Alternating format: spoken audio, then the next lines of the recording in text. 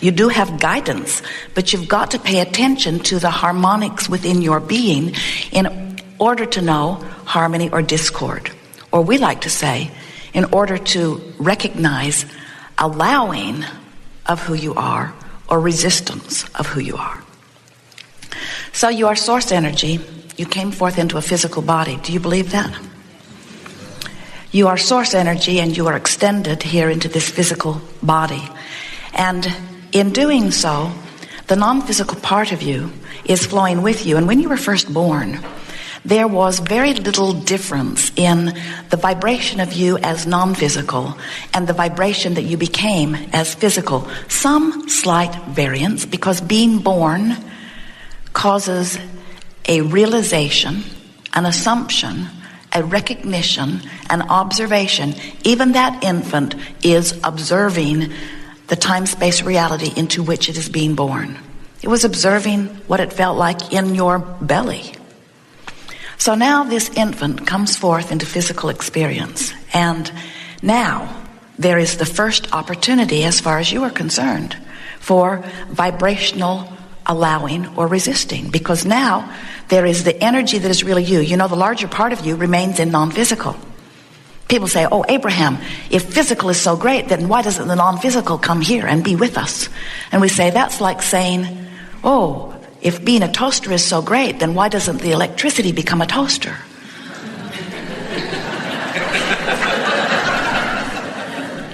And we say, both parts help. Both parts help if you want toast.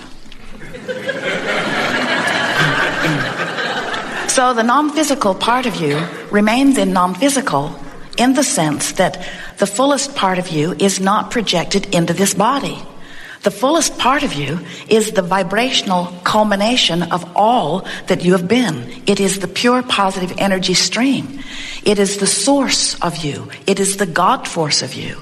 It is pure positive energy, meaning it is without resistance.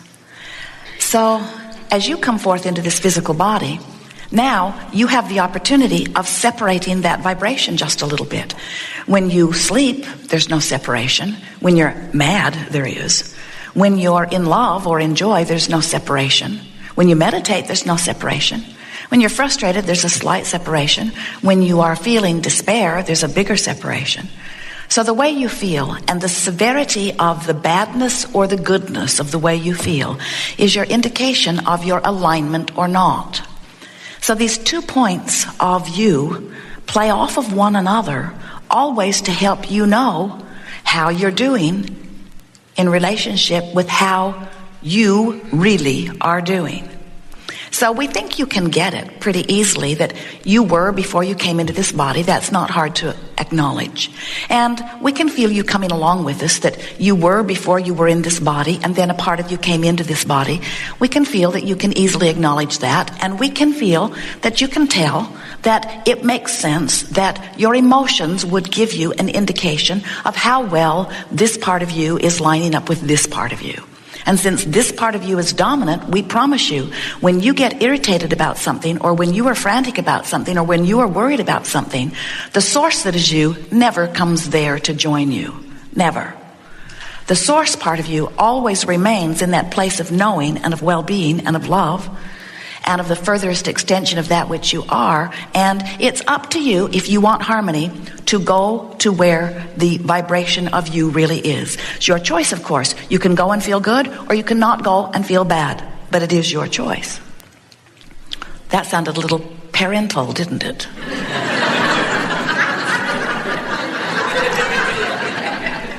Well, we are very sure of ourselves. We know who you are and we know how that feels, and we want you to come join us, but it really is up to you. We are not wanting you to feel that we are seeing you as wrong when you don't come. We're just seeing you as not feeling good when you don't come, and we'd rather you feel better. That sounds a little parental too, doesn't it? So, but here's the part that we think you might not really be following along completely. This is the leading edge part of this seminar that once you get it, it will be so valuable to you. And that is that the eternal you from non-physical projected part of itself into the you that you know as you for a very important reason, for the thrill of the leading edge expansion. So when that non-physical you is expressing through you, and you're having a contrasting experience, which you do all day, every day, where your preferences are born, here's the new part that we want you to get. A rocket of desire is born in that moment. In other words, whenever you know what you don't want, you know more clearly what you do want. And there are all levels of intensity of that, of course, but you are a preferring fiend. You just can't stop coming to new preferences. You can't shut that down. It's the eternal nature of this eternal universe. So it happens. And as that rocket of desire is born, here's the new part, the source part of you rides it and literally becomes it. So when you prefer something, source becomes the vibrational disembodiment, if you will. The vibrational mirror or match or beingness of that which you have preferred. And we call that evolving you that has happened as far as we're concerned, because we're there living it, being it. We call that your vibrational escrow. Meaning it's there for you. You've made the contract. You've signed the deal. Nobody else is going to walk away with it. It's there just waiting for you to come over there. And if you will follow your bliss, as Joseph Campbell so perfectly stated, you'll find it. In other words, it's over there where bliss is. The thing about following your bliss is that when you're really depressed, you can't get a whiff of it. And when someone says follow your bliss when you're depressed or when you're angry, they might as well be saying fly to the moon, because you have about as great a chance of doing that in this moment with your arms flapping as you do about following your bliss, because you cannot find your bliss from there, not immediately, but you could follow the direction of your bliss. In other words, you could go in the direction of your bliss. The thing that we want you to understand is following your bliss from a place of depression doesn't feel so blissful. It feels more revengeful. What do you think about that? Do you get it? That over there where you feel awful is your perception of disempowerment, and over here where you feel wonderful is your perception of empowerment. And these emotions, like love and appreciation, are a far cry vibrationally from these emotions and vibrations of despair and fear and depression. But between depression and joy are a lot of different emotions.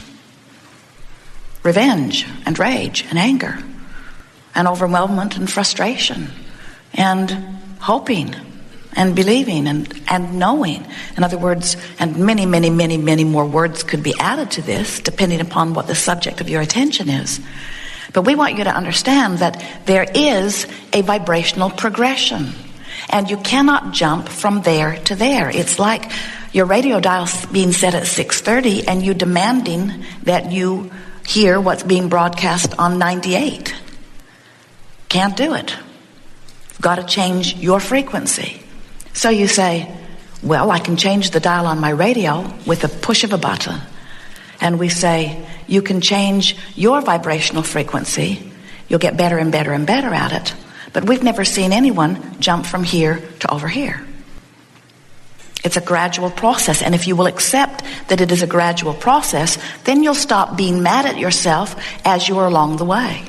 As Jerry and Esther are traveling from city to city, they don't get 20 miles out from their starting point and then begin arguing with each other about whose fault it is that they are not at the end of their 500 or 600 or 700 mile journey. Often they'll drive that in a day, and they accept that it's going to take some time. Most of the time they're driving. In fact, all day long, they're not where they intend to be at the end of the day. But it doesn't mean that where they are along the way is wrong. And yet, you often are on your way from one place to another place, and you're saying, wrong, wrong, wrong, not there, not there, not there, not there, not there, not there, not there, not there. And what happens when you're doing that is that you're not making any progress, because you say, hope we get there, wrong, not there, not there, not there, not there, not there, not there. The whole time you are unhappy about being there, you're pointed in the opposite direction.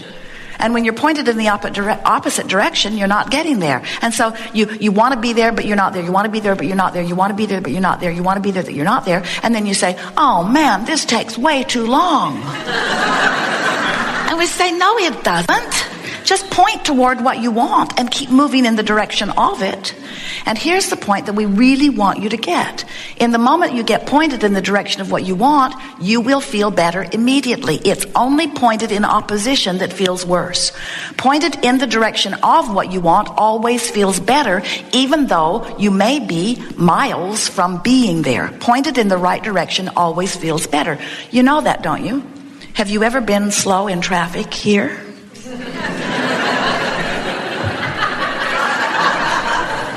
Well, it could happen. And it's not moving at all. It's not moving at all. And then it starts to move just a little bit. Doesn't it feel ever so good when it starts to move just a little bit? Because there's hope. When it begins to move just a little bit, you begin to feel hope, you see. And what we want you to learn to do is to be hopeful even when it isn't moving. Not because we want you to think that your hope will make the traffic move, but because, get ready for this, you're not used to this, hope feels better. We'd rather you're stuck in traffic feeling hope or joy than stuck in traffic feeling anger.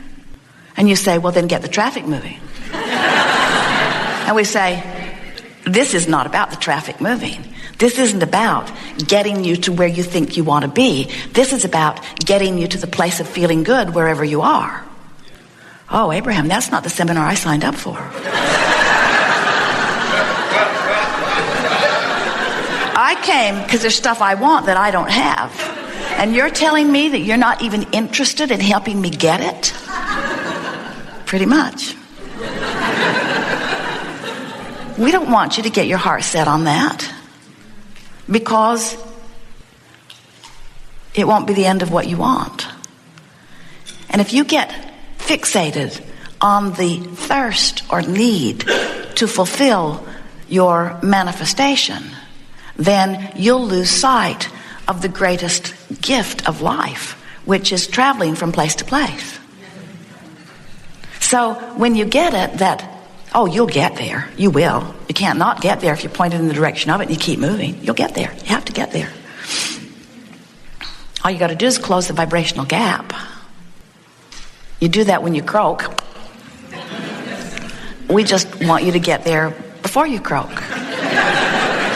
We want you to learn that you have control over the way you feel, which means you have control over your alignment with you, which means you have control over your vibrational stance, which means you have control over your point of attraction, which means you can match what's in your vibrational escrow, which you really, really want. You've been adding to it incrementally, always. You can match it or you can mismatch it. It's all your choice. It's just that you feel so much better when you're being who you are. Sometimes we think you're like a two-headed monster. One head's going one way and one head's going the other. Extremely unpleasant. And here's maybe what we want to tell you. Try to make it sweet. The non-physical head is dominant. Go with it. But this two-headed monster, does monster offend you? Good. This two-headed monster that you are, the source energy part of you, is dominant because it knows the well-being of your being. But then the head of the monster that is you came into the physical wanting to explore the contrast and really wanting a variety to choose from. And so that part of you is exploring and deciding. And what we want you to understand is that while the non-physical head of the two-headed monster is the dominant one, you're the one calling the shots from this perspective. You're the one that is on the leading edge. You're the one that is exploring the contrast, and you are the one making the decisions. And the source energy part of you is saying, you should know, friend, you're out there on the leading edge. You're deciphering it fully. And I trust you completely in your choices, because no one would know what you want more completely than you right there where you stand. So when someone's rude to you, you want them to be nicer. When someone cheats you, you want them to be more honorable. When someone tells you one thing, when they really mean another, you want them to be more